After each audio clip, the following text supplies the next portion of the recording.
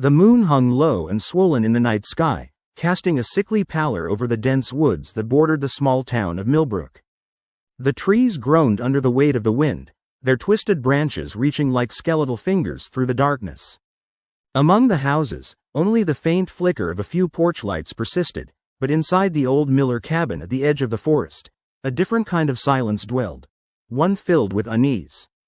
17-year-old Ethan Locke had always been curious about the woods, but lately, he'd been warned to stay away after sunset.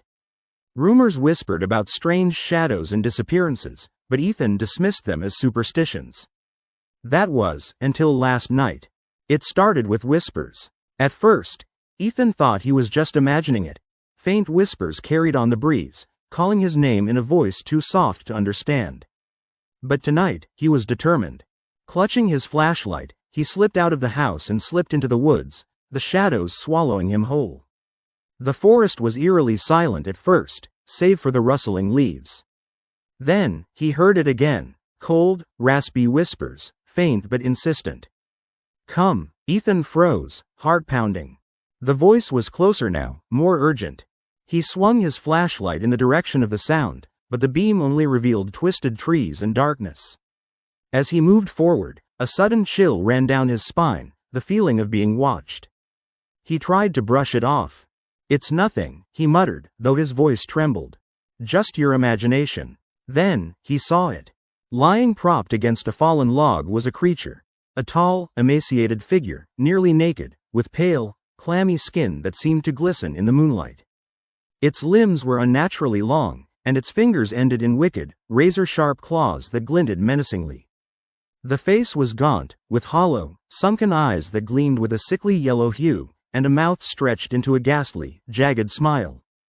The creature didn't roar or scream. It simply stared, silent, unblinking. Ethan's breath caught in his throat. He wanted to run, to scream, to do anything but stand frozen. The creature shifted slightly, as if noticing him, and then slowly, it moved forward, silent as death. He turned and bolted. Branches scraped against his arms as he ran blindly through the woods, the sounds of pursuit echoing in his ears, a low, scraping shuffle that sent chills down his spine. His heartbeat thundered in his ears, his vision blurring as adrenaline flooded his body. He could hear the creature's footsteps gaining, relentless. He burst out of the trees and into the clearing near his house. Safely near the porch, he fumbled for the door, finally flinging it open and slamming it shut behind him. He pressed his back against the wood and gasped for breath, eyes wide with terror. The whispers didn't stop. They came from everywhere. Inside his mind, the shadows outside, the very silence of the night. Ethan stared at the door, trembling. What was that thing? How had it appeared? And more importantly, was it still out there? Over the next few nights, Ethan avoided the woods altogether, but the horror didn't end.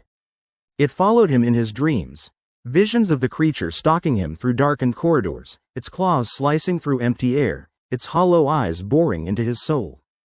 He stayed up late, watching the outside through the window, but couldn't shake the feeling that something was watching him from the shadows just beyond his view. His friends teased him about his paranoia, but Ethan knew better. He'd seen it, the thing with the elongated limbs, the hollow eyes, the sickening smile.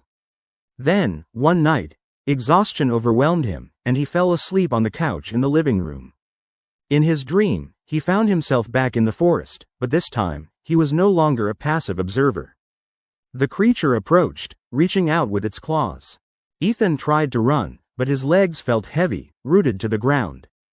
The creature's face loomed close. "You can't escape me," it hissed, voice like the rustling dry leaves.